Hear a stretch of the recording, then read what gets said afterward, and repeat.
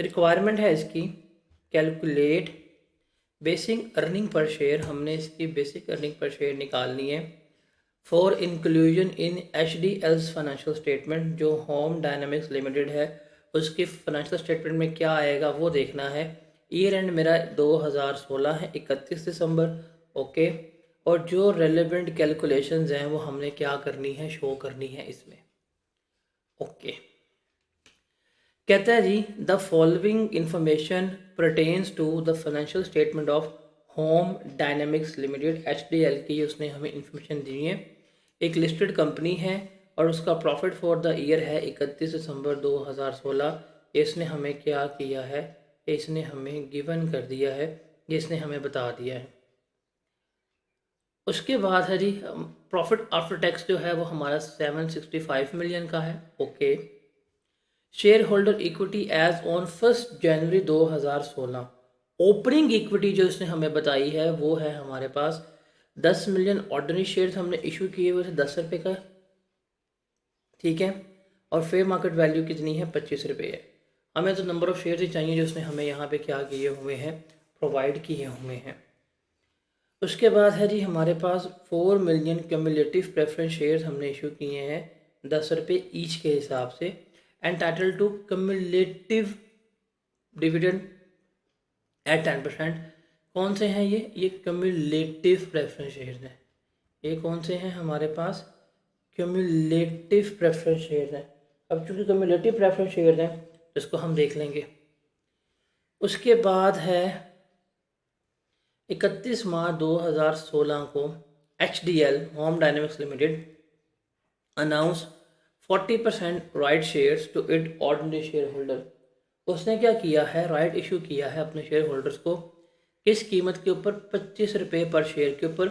Entitlement date जो है वो है 31 मई।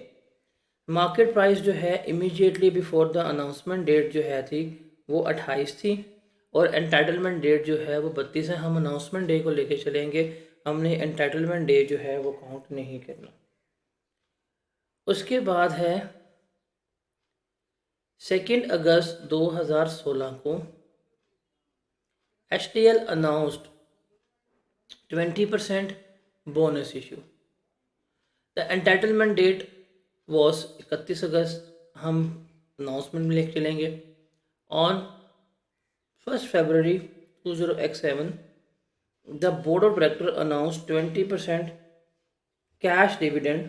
क्या किया है उसने, कैश डिविडेंड जो है वो अनाउंस कर दिया है। And 10% bonus issue being the final dividend to the ordinary shareholders and 10% cash dividend for the preference shareholder। ये उसने क्या किया है, ये उसने साल के बाद जो है वो क्या किया है, इशू किया है। अब ये साल के बाद इशू हुआ है, इसका इम्पैक्ट अगले साल से आएगा। इस साल तो हम इसका इम्पैक्ट नहीं लेंगे। तो डैट वाज द क्वेश्चन। अब इसे हमें क्या करना है, अब इसे हमने इसको सॉल्व करना है। तो सवाल की रिक्वायरमेंट है 20x6। हम यहाँ पे लिख देंगे 20x6। रुपीज़ इन मिलियन है तो हम यहाँ पे रुपीज़ इन मिलियन ही जो है वो लिखते हैं। उसने हमें प्रॉफिट गिवन किया है वो कितना, 765 मिलियन का। हमने यहाँ पे 765 मिलियन का प्रॉफिट जो है वो लिख लिया। बट अगर मैं यहाँ पे 765 मिलियन का प्रॉफिट लिख लूँगा, डेट वुड बी रॉन्ग, ये गलत हो जाएगा। मुझे यहाँ पे लेना है net profit after tax after preference dividend, preference dividend less करने के बाद। अब देखें यहाँ पे मेरा प्रॉफिट कितना है, 765 मिलियन का है, ठीक है। इसमें से मैंने ये लेस करवाना है। अब देखिए मेरे पास 4 मिलियन शेयर थे, 10 रुपये का एक शेयर था, तो 40 मिलियन का मेरे पास शेयर कैपिटल बनता था। इसमें से 10% मैंने डिविडेंड दिया, तो मैंने जो डिविडेंड पे किया है वो कितने का, 4 मिलियन का, जो कि कम्युलेटिव है। तो 4 मिलियन का डिविडेंड हम इसमें से लेस करवाएंगे। जो मेरा प्रॉफिट आएगा वो 761 मिलियन आ रहा होगा। हमने प्रॉफिट जाके यहाँ पे लिखना है, वो कौन सा होगा, 761 मिलियन का। ये मेरे पास प्रॉफिट आ गया। ओके, अब हमें नंबर ऑफ़ शेयर पे जाना है। तो नंबर ऑफ़ शेयर पे जाते हैं, डाटा पुट करते हैं, हमें क्या है क्या नहीं। ओपनिंग शेयर है हमारे पास 10 मिलियन, तो हम यहाँ पे लिख देते हैं। अब ये सारा नंबर ऑफ मिलियंस में चलेगा, तो हम इसको इन मिलियंस में कैलकुलेट कर रहे हैं। आप अपने फॉर्मेट पे लिखेंगे कि आप मिलियंस में कर रहे हैं या थाउजेंड्स में कर रहे हैं, सारा आपका पता होना चाहिए। अब ओपनिंग शेयर जो हैं आपके वो हैं 10 मिलियन, आप यहाँ पे लिख लेते हैं 10 मिलियन, तो ये आपके आ गए जी 10 मिलियन। एक्यूमुलेटेड शेयर पे कितने आ गए आपके? 10 मिलियन ही आ गए हैं, ये आपने नोट कर लिया। उसके बाद 31 मार्च, 31 मार्च या यकम अप्रैल, बात एक ही है, हम यहाँ पे यकम अप्रैल लिखेंगे। राइट इशू की है, ओके, और 40% पे की है, कितना आ जाएगा? 4 मिलियन, और ये हो जाएगा मेरे पास 14 मिलियन, हमने यहाँ पे लेके चलना होता है। उसके बाद है 2 अगस्त को 20% बोनस इशू हुआ है, हम यहाँ पे ले लेंगे 2 अगस्त।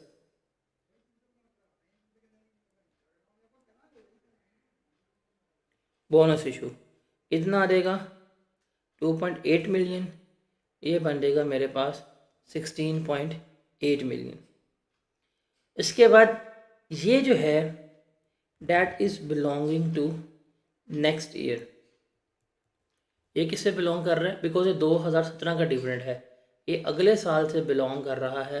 हम इसका इस साल कोई ट्रीटमेंट जो है वो नहीं ले रहे होंगे, ठीक है, ये भी आ जाएगा बीच में। तो ये मेरे पास आ गया। टाइम फैक्टर लिखते हैं, जनवरी, फरवरी, मार्च, ये रहा 3 महीने, अप्रैल, मई, जून, अप्रैल, मई, जून, जुलाई, ये रहा 4 महीने, अगस्त, सितंबर, अक्टूबर, नवंबर, दिसंबर, ये रहा 5 महीने, ये मेरे पास आ गया।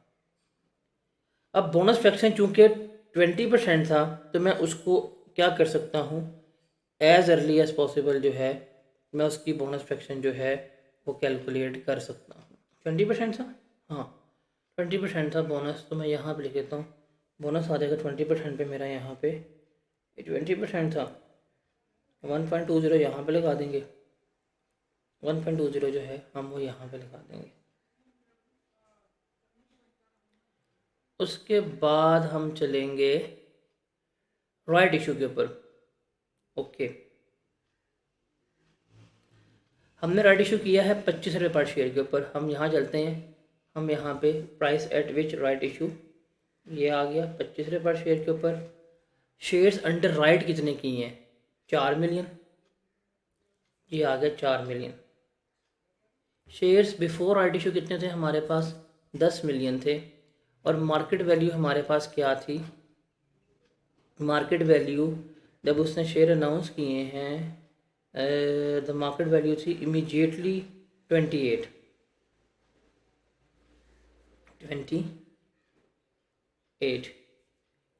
और यहाँ पे हम एक्चुअल कम राइट प्राइस लिख लेते हैं, ये कितनी आएगी हमारे पास? 28 आएगी। अब इसको ज़रा हमने क्या करना है, सॉल्व करना है। तो ज़रा देखें, 10 को 28 से मल्टीप्लाई करें और 4 को 25 से मल्टीप्लाई करें, ये आ जाएगा 100, ये आ जाएगा 280, सम करेंगे ये हमारे पास आ जाएगा 380, और ये आ जाएगा 14। 380 डिवाइडेड बाय 14, क्या जवाब आएगा?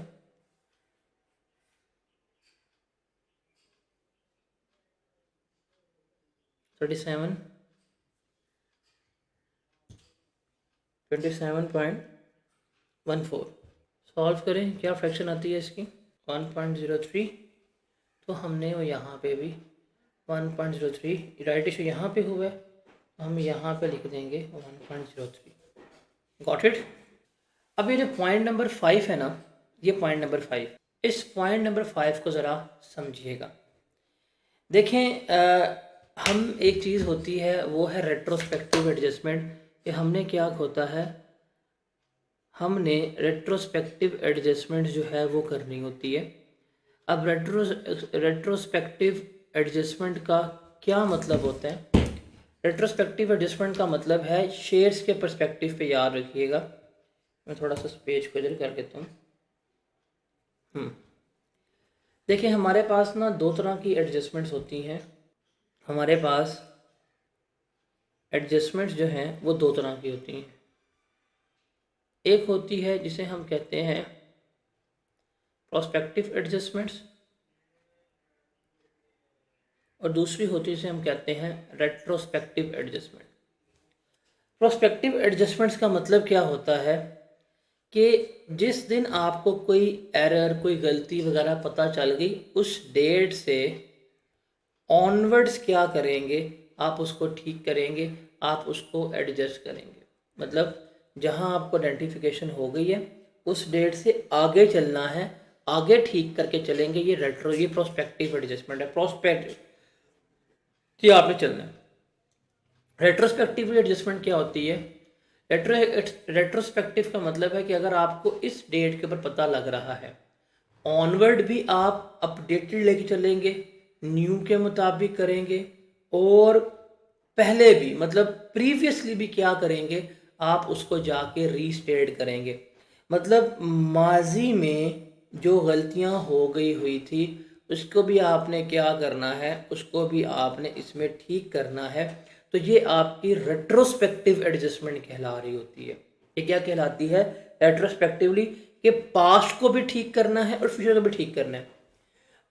अगर हम बात करें रेट्रोस्पेक्टिव एडजस्टमेंट की, तो रेट्रोस्पेक्टिव एडजस्टमेंट जो हैं वो हमारे पास दो तरह की, मतलब ईपीएस के पर्सपेक्टिव में रेट्रोस्पेक्टिव एडजस्टमेंट्स हम करेंगे अर्निंग्स की भी। मतलब जो हम प्रॉफिट वगैरह कैलकुलेट करके बैठे हैं, अगर प्रॉफिट वगैरह में कोई चेंज वगैरह हो जाए, अगर प्रॉफिट वगैरह में कोई चेंज वगैरह आ जाए, तो हम क्या करेंगे, हम उस प्रॉफिट को एडजस्ट करेंगे। जैसे फॉर एग्जांपल आप डिप्रिसिएशन रिकॉर्ड करना भूल गए, या डिप्रिसिएशन आपने ज़्यादा रिकॉर्ड कर ली, या डिप्रिसिएशन आपने कम रिकॉर्ड कर ली, उससे प्रॉफिट हमारा कम ज़्यादा हुआ होगा। अगर हमें ये एरर्स या गलतियाँ आइडेंटिफाई हो जाती हैं तो हम उसको क्या करेंगे, प्रीवियसली जितना पॉसिबल जाके रीस्टेट करेंगे। इसके लिए बाकायदा हमने जाके आगे एक चैप्टर पढ़ना है, उसका नाम होगा IAS 8 स्टैंडर्ड, को हम रीड करके बैठे होंगे। दूसरा, शेयर्स के पर्सपेक्टिव में भी हमने क्या करनी है, हमने रेट्रोस्पेक्टिव एडजस्टमेंट करनी होती है। अब शेयर्स के पर्सपेक्टिव में हमारे पास मोस्टली बोनस आ जाएगा, शेयर स्प्लिट आ जाएगा, शेयर कंसोलिडेशन आ जाएगी, या हमारे पास राइट इशू आ जाएगा। अब ये बताने की क्या ज़रूरत है, ज़रा देखिएगा। अब इसको ज़रा समझिएगा। आपका फाइनेंशियल ईयर शुरू हुआ इस डेट के ऊपर और ख़त्म हुआ जाके आपका इस डेट के ऊपर। स्टार्ट हुआ आपका इस डेट के ऊपर, एंड हुआ आपका इस डेट के ऊपर। ये है आपका क्या, फाइनेंशियल ईयर। अब मैं यहाँ पे इंक चेंज कर रहा हूँ। अब आप चले गए हैं अपने अकाउंट्स बनाने के लिए। अकाउंट्स आपके बनने हैं जाके 31 मार्च तक। 31 मार्च तक आप अपने फाइनल अकाउंट जो फाइनेंशियल स्टेटमेंट्स हैं वो बनाएंगे और वो पब्लिश कर लेंगे। ठीक है, 3 माह का टाइम होता है।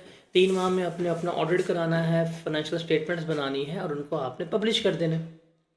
अब ध्यान से सुनिएगा, ईयर एंड,